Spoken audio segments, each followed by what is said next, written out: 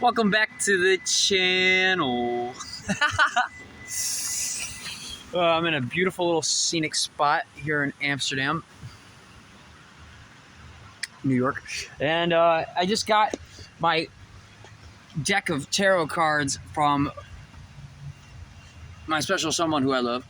I got Neptune in the 7th house, so I'm not foolish enough to think that. Get out of my face, flies! Fuck. Got one fly trying to fuck with me. Anyway, I got a little bit to tell. It's trippy. It's trippy days. Always, every day is fucking amazing. Where should I start? From the beginning. Okay, so yesterday I drank a beer. I was drinking some beer before I went into work. I know I'm horrible. Had my Heineken, which I love because it says Amsterdam and Paris on the bottle, and that's what I had in front of the Eiffel Tower. So it's been a magical beer experience every time. Every time I get a beer, it just seems to be the right beer to grab. And so I have that and then another beer because I drank a beer. Had a fucking horrible hangover all day. Regretted it all day, you know, all that shit. But before I went to work, I was listening to 7 Years by Graham. You know what I'm talking about? Once I was 7 years old, my mama told me some bullshit. But get your friends so you're lonely. But I say bullshit because my mom didn't tell me shit. But anyway. So anyway, yeah, I was listening to that. I went to work, hungover all day and all that shit, and a bunch of other things. Too many things to talk about, so I'm cutting through it all! Ugh, energy. Anyway, so I go through my whole day. And end of the day happens, and I got no money, so I get my paycheck. I need it today, it was payday. So I get my paycheck, and I had no money. I literally drove to work like on 0 miles to eat, which I've done before, so I'm not worried about all that. I know how far my car can go. Thank you, train horn. And so I get fucking caffeine I had earlier. It's fucking me up a little bit right now. Fuck! Anyway, so anywho. There you go. Had to break through that barrier there a little bit. Well, anyway, so I can hear a car alarm going off right now because of me. Sorry. Oh, it was so great.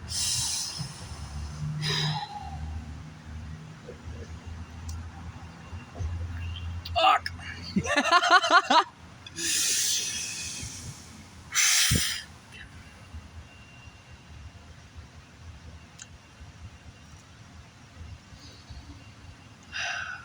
Had to collect my thoughts. All right, cool. I think we're back on point.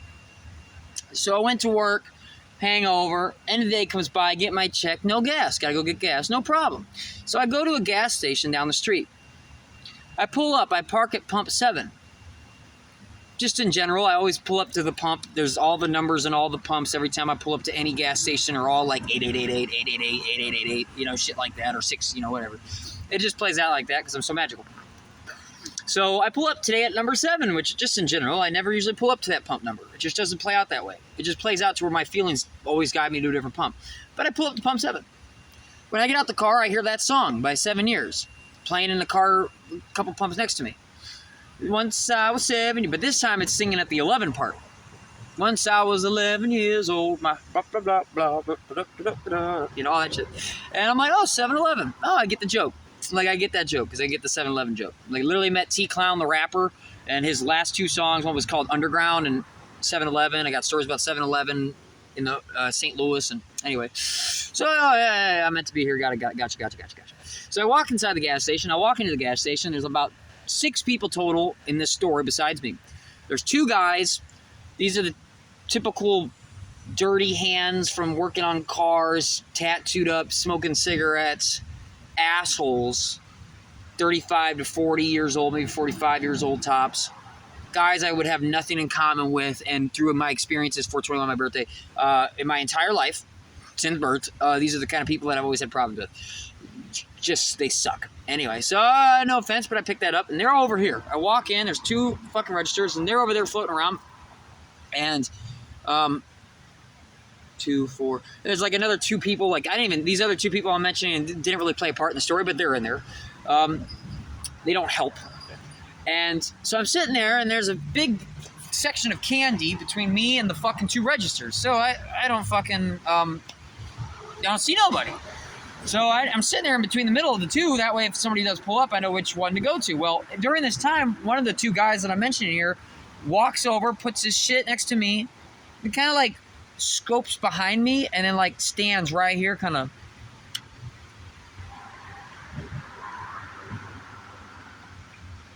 You know, doing shit like that, floating next to me with your shit vibe. Duly noted. And all of a sudden, the chick pops up behind the counter. Which, when I get farther in my story and I bring up Atlantis and the Atlantis bag that I have in my car that I got, my demon bag, it says Atlantis on it. Atlantis on it. God damn it.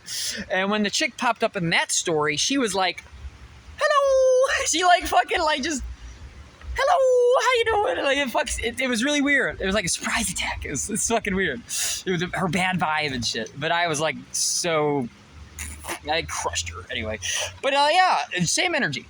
Where it's just like a pop in real quick. She was underneath the counter. Like, it fucked me up. Well, by the time she popped up, she looks right at me. And this fat lady walks in the store, by the way, during this time with a mask on. Bad vibe. And she cuts me off and cuts me in line. Well, I didn't know that she was behind the counter, so I don't really think too much of it. But she did cut me off. She didn't really give a fuck at all. So she goes right up to that girl. But this chick who just popped up out of nowhere decides to look past her and look at me and starts mumbling about being homeless. And I'm about to be homeless soon. I don't know what I'm going to do. And negative vibes. And I'm over here homeless for 6 months living in my car. Like, bitch, you know. So she says that. And I say something about, no, I feel you. I've been homeless for like 6 months. And she kind of like doesn't say anything about that. You know, not a good response at all. The vibe sucked. So you just hit me with your insecurities. And then I try to relate with you. Gotcha. Anyway, so at that point, the fat lady's like something about in the back. So the girl goes in the back. And then I sit there for like 3 minutes awkwardly with, you know, I'm better than you, more dominant 35, 40-year-old fuck toy and his butt buddy. And the other two chicks or whatever the fuck. I think they were two chicks. I didn't even ever make eye contact with those two people. They were just floating observers, watchers in the room, just adding to the mastermind that is this shit energy. Gang stalking me a little bit. So anyway. Ba-bum. Got spider web over here on my feet, on my legs. So she comes back and the fat chicks with the mask, like something about cigarettes. And she gets her cigarettes. And when she gets back to the counter, she looks past this bitch again to talk to me. Like, she's just so compelled to bring up the fact that she will live anywhere. She will do whatever it takes. I'm not going to be homeless. And I say, well, being homeless is actually good character building. It's good for character building. And the fat bitch in front of me slightly looks behind and, like, shakes her head like, just like, oh, that was the stupidest fucking statement of all time. Like, wow, how stupid you are. And, of course, obviously the two construction worker dumb fuck butt buddies, you know, they are just on behind me, like right behind me, breathing down my neck behind me. And so right when that happened, I understood why I'm here. And I will tell you this cool little verse before I explain the rest. Hold up. I wrote this down. I have Mercury in the 10th house. I just discovered this recently. Like a couple days ago, which is also when my deck of cards came in. It's perfect timing. But it said here about people with my placement, what helps them everywhere they go is the talent for efficient communication, a flair for using words with high impact. Flair for using words with high impact. I like that. That's true. And so when that bitch is like, bad vibes, and guys behind me, bad vibes. The other two chicks are behind me, bad vibes. And the other girl's like, I'm going to be homeless. I don't know what to do. And I'm all like, oh, it's good for character building. And the chick's like, oh.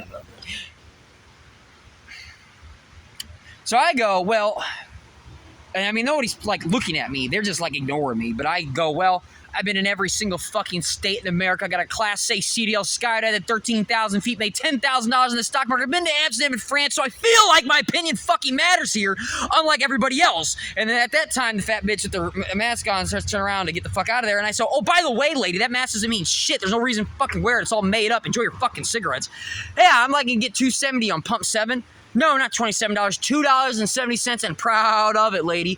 I put it in there and slide it up in there. Man, I got so many bad vibes in this bed, about to slap the fuck out of everybody in this room. Ding, cashed out. Turn around. There's 2 guys I just mentioned and 2 girls. I walk right between them to the doors and wave both my fucking hands in their faces, like right here, as I walk the fuck out. Mic drop, bitch. Eat dick. Hey, little bee. Hey, little bee. Oh, little bee by my hand. But yeah, it was beautiful. High impact. You damn right. Like, oh, okay. All I'm going to do. Basically, I had one guy being like, more dominant than you, bitch. I had one chick going, oh, your words don't even matter. And somebody else, or the chick that didn't even take my advice, and the other person throwing it off. So it was all like, I'm more dominant than you. 1 up on the upgrade. Fuck you, bitch. It is good for character building. You should go through it. I did it for 6 months. You can handle it. And to the fat bitch who's ugly as fuck, who nobody wants to fuck, wearing a mask because you brainwashed, getting a pack of cigarettes, you just dumb as fuck. So don't ever think your opinion matters more than mine. Obviously made evidence by the ugly mass of shit that you is rolling out the door. So high impact with flair. I like that. So yeah, that happened yesterday. That was awesome. I drove home, well, parking lot. Drove to my parking lot that I sleep in with grace and dignity and strength because I'm awesome. Eat dick, bitch. Anyway, and so that happened. I love that. That was a beautiful moment. This is beautiful. This is perfect. Okay, so I'm going to fast forward. Oh, yeah. And when I got back to the parking spot, I took a walk with my dog.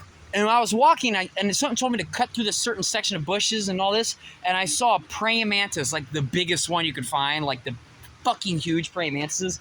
Hang on, let me fix my bracelet. I also found this bracelet yesterday before I left work, little crosses on it and shit on the floor. But anyway, yeah, so no, I saw this praying mantis, like, whoa. And I went to sleep and I woke up this morning, and when I woke up, I took a walk trying to cash this check. I was trying to cash this check all fucking day, and I couldn't go to Walmart. It's up here in New York. You can't cash checks at Walmart, so that's fucking interesting. I have no gas still. I mean, I had $2.70 to get me this far. And so I have this $170-something check, and got no way to fucking cash it. And so I take a walk with my dog because I looked up, I took a walk with my dog, and when I made it to the end of a dead end makes sense, 1, 2, 4 on my thing. But anyway, dead end. Due to all the dead references, it makes sense to walk down a dead-end street. When I walked down the dead-end street, the last trailer on these trailers, people live in these trailers, they have this beautiful garden, with wells and like fucking, spinning wheels and things that blow in the wind and just the most beautiful little garden of knickknacks, statues, gnomes, shit like that. But they have in the middle of the street, at the end of the street, but in the middle of it, a big, huge, handmade metal praying mantis sitting on cardboard because they just got done spraying it green. So they were literally working on it with a rock in the middle of its gut. It had a big rock and the wire wrapped around it. So it's like, how did they get the rock in there? It was really cool. So 2 praying mantis things. Whoa. And so I left and I looked up praying mantises, and I was kind of figuring out there was a patiency thing. And so I went to a bank because I couldn't go to Walmart to cash my check. And when I went to the bank, they said that, oh, you can't cash this check here. You got to go to a TD. So I went back to my car and I looked up TD, and it told me to go back where I came from. But I couldn't find the TD on the Google Maps. And since I just looked up what a praying mantis means, I realized be patient. Well, I backed out and I clicked on it again, and it took me in a different direction. So what would have happened if I would have took that path is I would have ran out of gas on the interstate. Yeah, I guarantee it. I guarantee it. I know my car. I've drove my car on 0 for the last 4 months straight. I know exactly how far it takes on 0. I'm down to about now, and then it breaks down. That's how good I am. So I'm like, it literally was going to take me that direction, which wouldn't have been the bank, which means I would have had to go from there, which is in the opposite direction, all the way to the actual bank. Oh, the praying mantis thing did help. Oh, this random shit, besides the amazement of actually manifesting things before your eyes, which is amazing, and I do encourage it, actually does help with further things down the path, if you listen. So, cool, fucking cool. And I go to the bank, and when I get there, obviously all this was rerouting me, buffering me, so I would be there at the right time. I get there, there's a 4-leaf clover on the fucking back of a wheel. I don't know if I posted this video, but I had a dream the other night, days ago, about a cobra, and then I woke up and I was taking a walk, and behind the Jeep, I had a dream about a cobra t-shirt. It was a t-shirt with a cobra on it. It was a dream. And that day I was going to cut the head off of a narcissist that works at my job who lies, aka hit him with it. And then I'm walking and I see a cobra Cobra Kai cover on the back of the wheel of it on a Jeep Wrangler, and it said strike first, strike hard, no mercy. And then later that day, I didn't cut the head off of the person I thought I was, but I did. There was a bitch at my job. I want my twin flame, thank you. And there's this chick at my job who was literally like jerking off broom handles and kissing them, looking at me, and she speaks French. Of course, I'm in Amsterdam, France, a year ago from today. Of course, in New York, there's a bitch that's from Africa that speaks French. Makes no sense. 2 of them. And like, of course, I've never seen that in my life. And they're sitting, and this chick's, they both like me. And one of them sitting here like jerking off. She's like squeezing the mop handle. Doing like just the craziest shit. Just like jerking it off. Like doing this shit. Looking at me. I swear to God, at my job. I'm like, Jesus, like give me my twin flame already. Fuck these horses. Why couldn't you horse me in my life when I needed it? No, I'm just But anyway, all that happening. I'm sorry. And so I cut her head off. I basically said out loud because she was pissing me off that you're just fucking mad. I ain't gonna fuck you. And everybody in the whoa, using a flare with words with high impact. It's like, oh yeah, that's true. Yeah, I do got that high impact. And I was such a nice guy my whole life. I never fucking used that power against people. And since that's all I can do is crush you or be nice, I can't middle ground it.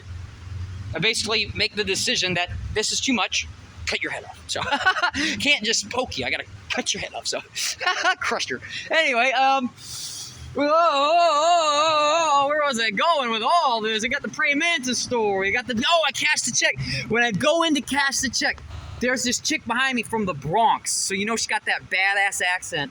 And she goes, man, I don't know what you're doing out here. I can't do Bronx accent, but you know what I'm saying. What you doing out here? You got that, look at you looking fleek. You dress, you're showing your personality. You dress like you live in the Bronx. You dress like you're somebody from the Bronx. And I was all like, what? So she gave me props and she talked about how her family robbed them like $2 million and that her brother's going down. And I'm all over here like, yeah, my family robbed me like $6 fucking grand.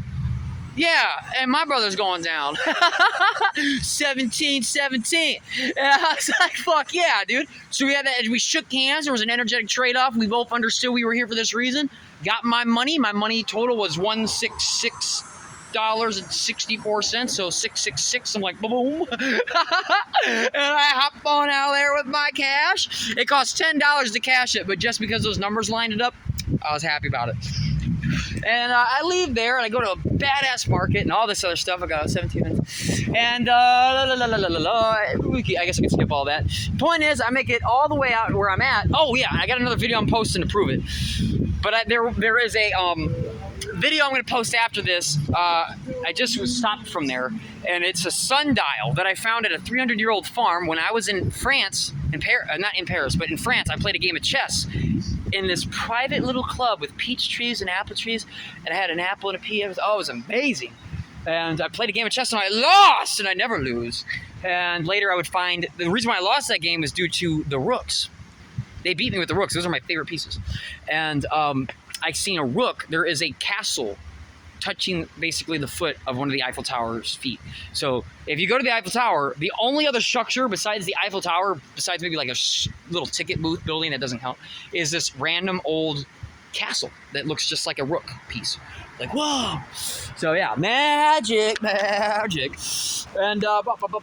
anyway, so I make it all the way out here to after seeing the sundial again, which is cool. It was in August 16th. Watch that video.